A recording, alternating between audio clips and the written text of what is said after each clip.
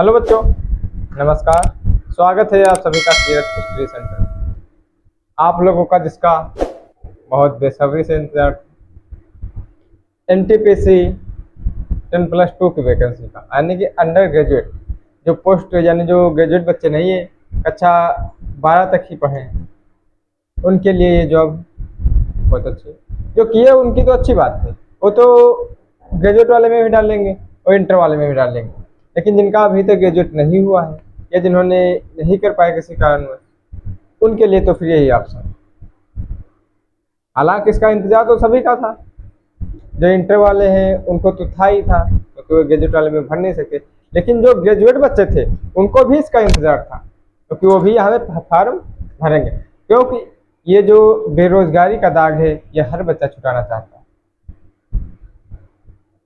सोच रहा कहीं ना कहीं तो सिलेक्शन मिल जाए। तो 12th लेवल वाली वैकेंसियों का नोटिफिकेशन आ चुका है, आज से फॉर्म स्टार्ट है। तो स्टेप बाय स्टेप समझते हैं। देखो, आरआरबी एनटीपीसी कक्षा 12 के लिए जो 12 तक बच्चे पढ़े हुए, जो हमारी ऑनलाइन की डेट है 21/9/2024 से चालू, यानी कि आज से, और 20/10/2024 तक चलेगी।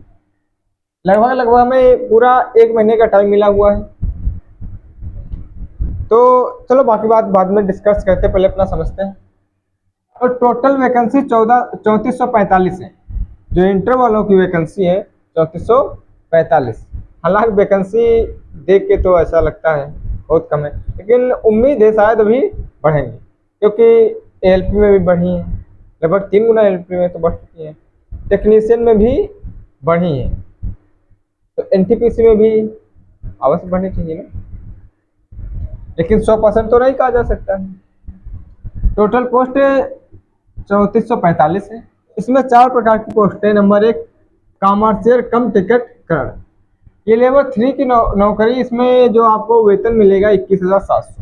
21,700 बेसिक वेतन है।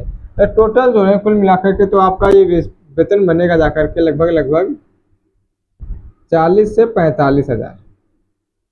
40 से 45 हज़ार के बीच में ये वेतन आपका बनेगा जाकर लेवल 3 के। जो इसका मेडिकल है B2 है। इसमें एज जो है 18 से 33 साल। इसके पहले क्या हुआ, अगर 18 से 30 साल, लेकिन कोविड के बाद ये पहली वैकेंसी है रेलवे की। कोविड के बाद पहली वैकेंसी है, इसीलिए इसने 3 साल कोविड का एक्स्ट्रा छूट दे दी है। तो जनरल वालों के लिए तो 33 हो गई, लेकिन ओबीसी के लिए 3 साल और तो 36 हो जाएगी ये, और ST/ST वालों के 2 साल और, तो 33 5 38 साल। ओबीसी तो 36 होगी और SC/ST वालों के लिए 38 साल। जो टोटल वैकेंसी है 2022 किसमें, कॉमर्शियल कम टिकट क्लर्क में 2022 वैकेंसी। दूसरे नंबर की जो है वो जॉब है हमारी अकाउंट क्लर्क कम टाइपिस्ट। अकाउंट में रिलेटेड होगा, ये दूसरे लेवल की पोस्ट है। 19,900 इसका वेतन है। ये पूरे वेतन की बात की तो इसका वेतन लगभग 37 से 40 हज़ार के आसपास बनेगा जाकर। C2 मेडिकल इसका होगा 18 से 33। एज है 361 पोस्ट है हमारी। तीसरी है जूनियर क्लर्क कम टाइपिस्ट। जूनियर क्लर्क कम टाइपिस्ट दूसरे नंबर की जॉब है, दूसरा लेवल है इसका। 19,900, इसकी भी 37,400 बनेगी जाकर के, 37 से 40 हज़ार के आसपास। C2 मेडिकल 18 से 30 है, 990 पोस्ट है इसकी।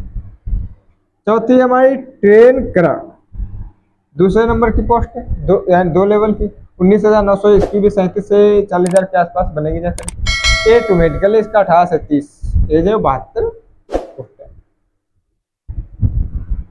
कुछ बच्चे होंगे जिनको टाइपिंग नहीं आती होगी। इसमें 2 पोस्टें टाइपिंग वाली हैं, जैसे अकाउंट क्लर्क कम टाइपिस्ट और जूनियर क्लर्क कम टाइपिस्ट। तो जहाँ पे एक एक्स्ट्रा समझ लो टाइपिंग मांग दी, तो कुछ हद तक कंपटीशन कम होगा। ये नहीं कहा जा सकता कुछ कम ही होगा, लेकिन कुछ तो हल्का सा कम होगा। यदि आपको टाइपिंग नहीं आती तो कोई बात नहीं, आप लोग सीख सकते हो। 30 WPM की मांगते हैं टाइपिंग इंग्लिश में, 25 हिंदी की मांगते हैं। तो 2 ढाई 3 महीने में आप आराम से आधा घंटा भी सुबह शाम दे रहे हैं टाइपिंग को, तो आपकी टाइपिंग आराम से तैयार हो जाएगी। आप अच्छी जॉब करिए टाइपिंग वाली, ऑफिस में बैठ के आराम से, कोई समस्या ना। तो अकाउंट क्लर्क कम टाइपिस्ट, जूनियर क्लर्क कम टाइपिस्ट, ये जो है इन दोनों पोस्टों में आपको क्या चाहिए होगी, टाइपिंग। इन दोनों में टाइपिंग कराई जाएगी। ये जो है कॉमर्शियल कम टिकट क्लर्क, इसमें टाइपिंग नहीं है और इसमें टाइपिंग नहीं है। ट्रेन क्लर्क, यानी ये तो 72 पोस्ट है, लेकिन ये 2022 पोस्ट है।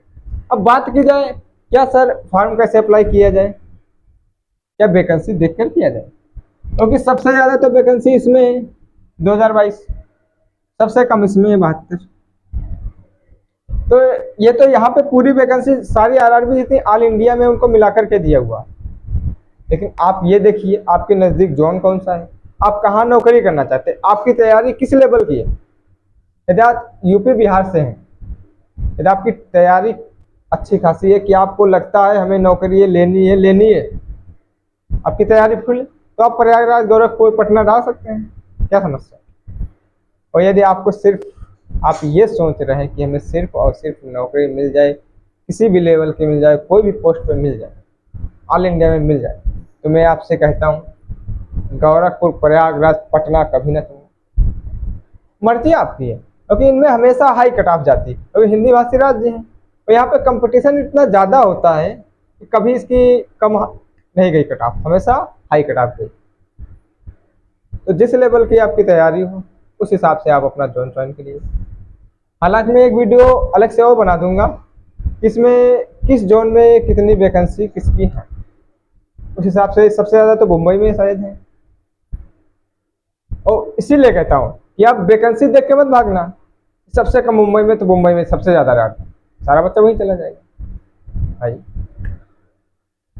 तो हमेशा अपने सोच समझ के देखो, आज से फॉर्म अप्लाई हो रहे हैं, तो ये नहीं कि अभी फॉर्म अप्लाई कर दें, 10 दिन रुक जाओ और 4-5 तारीख के आसपास करना, तब तक कुछ ना कुछ नोटिस तो चलता रहता है, कुछ ना कुछ आप लोग हवा मिलती रहेगी, जानकारी मिलती है कि किस जोन में फार्म ज़्यादा जा रहे हैं, किस जोन में कम जा रहे हैं, उस हिसाब से आप चॉइस करना। ये चॉइस आप पे है, आराम से नोटिफिकेशन निकालना, आराम से देखना किस आरआरबी में कम पोस्टें हैं, किस आरआरबी में ज़्यादा पोस्टें हैं, उस आरआरबी में जो आपको अच्छी लगे। और ऐसा भी नहीं आप रहते यहाँ हैं तमिलनाडु डाल दें भाई, कुछ हिसाब से डालना कि जिस राज्य में आपको बोली भाषा भी समझ आए। अब आप हिंदी भाषी राज्य के हैं, किसी ऐसे राज्य में डाल दिए, हो गया सिलेक्शन, आपको ना समझे तो काम, ये तो पहले सिलेक्शन के पहले की तो बात है, मैं नौकरी मिल जाए ऑल इंडिया में कहीं भी मिल जाए, लेकिन ये सिलेक्शन के बाद वाली बात बता रहा हूँ। बहुत सी समस्या होती है कि हिंदी भाषी राज्य तो है नहीं, फिर आप लोगों को काम करने में या कुछ समस्या होती है। तो आप अपने हिसाब से डालिए, देख करके कहाँ वैकेंसी कम है, कहाँ पे ज़्यादा है, कौन सा जोन आपको अच्छा रहेगा आने जाने के लिए, क्योंकि इसमें ट्रांसफ़र जल्दी नहीं होता, ना के बराबर होते। जो जोन आपको मिल गया आप वहीं पे। हिंदी भाषी राज्य है तो ज़रा सोच समझ के फार्म भरना।